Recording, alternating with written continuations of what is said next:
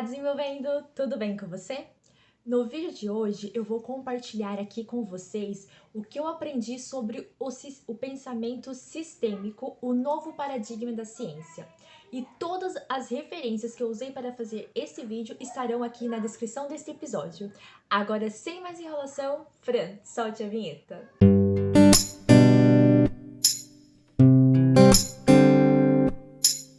No século XX, passamos por grandes transformações na ciência e também em relação ao olhar sobre o homem, um homem que se relaciona, um homem que tem toda aquela sua dinâmica.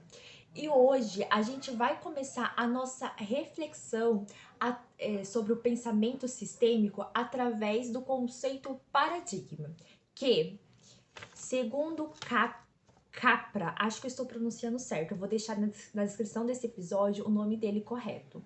Apresenta a noção de paradigma social, ou seja, um conjunto de entendimento, valores, compreensões e ações compartilhadas por um determinado grupo, formatando assim uma visão singular da realidade que constitui a maneira de organizar uma comunidade.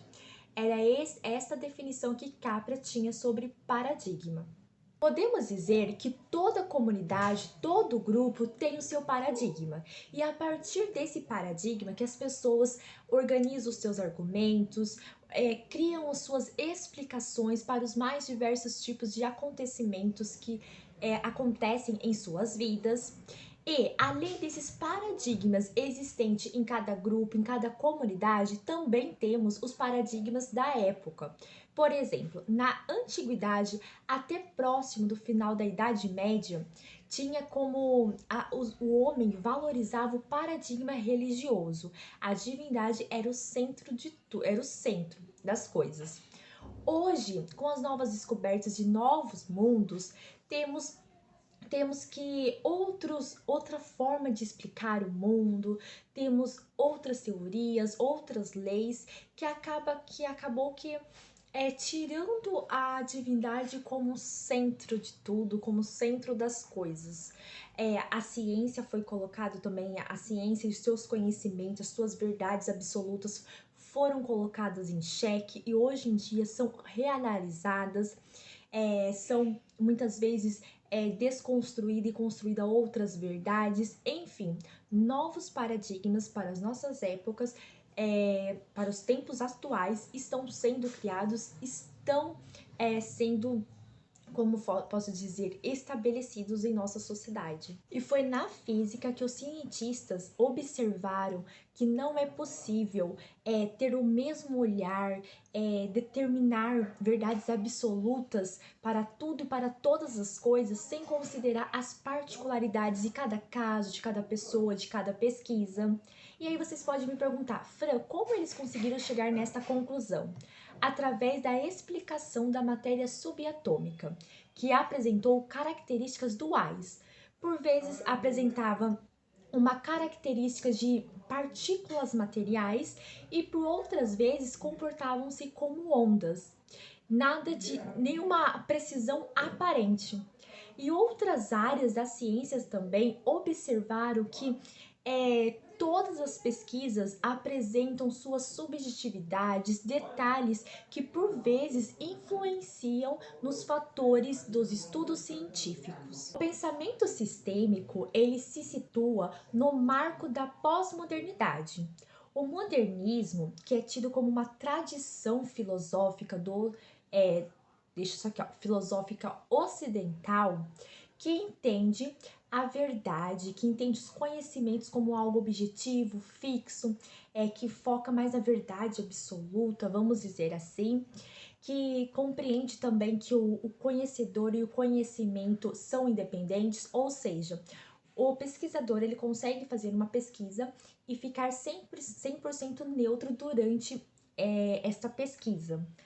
Já o pós-modernismo, ele não é considerado somente, não se refere somente a uma época, mas também a uma perspectiva filosófica que questiona tudo aquilo que é tido como verdade absoluta, os conhecimentos, as crenças, os valores, as culturas, ou seja, sempre dando uma brecha para que as verdades absolutas sejam questionadas e, se necessárias, sejam desconstruídas. Uma das mudanças que ocorre no pensamento sistêmico é a transição do verbo ser para o verbo estar. E com isso, os nossos pensamentos, as nossas interpretações sobre determinadas situações passa a se deslocar para o contexto, para a particularidade de cada caso, para subjetividades.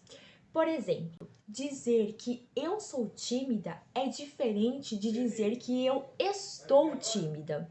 A gente passa, ao invés de afirmar, de reduzir a minha pessoa a uma única característica, e passamos a descrever um comportamento dentro de um contexto cultural que está chamando, que está se referindo ao meu comportamento como um comportamento tímido. Nesse caso, a gente passa a abrir brechas, a dar espaços para novos questionamentos, para novos olhares, ou seja, ao invés de ficar afirmando que eu sou tímida, a gente passa a se questionar: com quem e onde ela aprendeu a se comportar desta maneira? Será que ela também, esse comportamento acontece em outros contextos, com outras pessoas? Desenvolvendo, nem todas as transições, para falar a verdade, nenhuma transição é fácil de ser enfrentada, de ser vivida. No entanto, algumas mudanças são necessárias. E não foi diferente, as dificuldades não foram diferentes em relação à mudança do pensamento científico para o pensamento sistêmico, pois a gente passa a ampliar nossas ideias, a gente passa a ter que mudar a nossa postura, porque antes a gente focava em verdades absolutas, a gente focava em afirmações. Agora a gente desloca para uma postura, se desloca para conhecimentos que trazem algumas incertezas, que trazem múltiplos significados. Antes a gente afirmava, hoje a gente passa mais a fazer perguntas. Como foi falado aqui, desenvolvendo, as mudanças, elas são complicadas. No entanto, nesse caso aqui, sobre a mudança, a passagem do pensamento científico para um pensamento sistêmico, foi necessário. Foi muito importante ter essa forma nova de produzir ciência, de divulgar a ciência, pois veja bem, antes a ciência tinha muito um olhar mais de um sujeito isolado, era mais focado se tá doente, se o sujeito apontava que estava com dor em certas partes do corpo, ele não olhava o sujeito como integral, mas somente para aquela parte em que a pessoa, o sujeito, estava apontando como dor. Hoje temos mais uma visão integral do sujeito, focamos mais na complexidade do ser humano e do mundo. Não focamos mais em verdades absolutas, não focamos mais em conhecimentos que não podem ser de maneira alguma ser revistos, ser mudados. É isso e boa. Então, foi necessário uma ciência mais flexível, pois o mundo é complexo. E não tem como a gente determinar que tal pesquisa, que tal descoberta se aplica em todos os casos.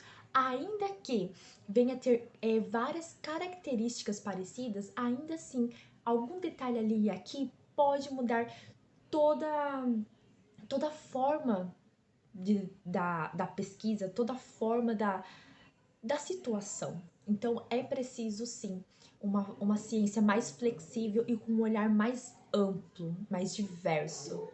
E para deixar mais claro ainda, uma explicação mais clara ainda sobre esse pensamento sistêmico, sobre o novo paradigma da ciência, eu vou falar algumas frases que eu encontrei no livro da faculdade, onde traz as características desse novo paradigma. Vamos lá. Não existe uma verdade absoluta universal. O todo é maior que a soma das partes. das partes isoladas, perdão, o observador influencia no fenômeno observado, ou seja, não tem o conhecedor e o conhecimento, mas sim todo um processo, tudo junto e às vezes até misturado. O conhecimento é construído socialmente e intermediado pela linguagem. O conhecimento é acessível a quem se dispuser ao diálogo. A intersubjetividade é a conservação, levando em conta a complexidade do mundo em que vivemos. Conhecer é buscar significados que possam ser compartilhados. Não é possível uma representação do mundo como espelho da natureza. E aí vocês podem me perguntar, esse novo paradigma da ciência, ele foi mudado assim, estabelecido do dia para a noite? Obviamente que não. Assim como as pessoas, os cientistas, eles não acordam e pensam, nossa, precisamos de um novo paradigma. Não, não é bem assim, gente. É todo um processo e ainda está em processo, né? Ainda tem cientistas que estão passando por desconstruções das verdades absolutas, as verdades absolutas, de um olhar fixo e o mais objetivo. Ainda está havendo essa transição, essas mudanças. É de acordo com as descobertas que novas visões vão sendo estabelecidas e assim por diante. E agora eu te pergunto, e aí, o que você achou disso que eu apresentei? Você já tinha tido contato com esse com esse pensamento sistêmico, com esse novo paradigma da ciência? Para mim foi novo, talvez eu tenha balançado um pouco aqui, não tenha passado tanta segurança para vocês, é porque eu estou aprendendo, mas eu já achei interessante vir compartilhar aqui com vocês.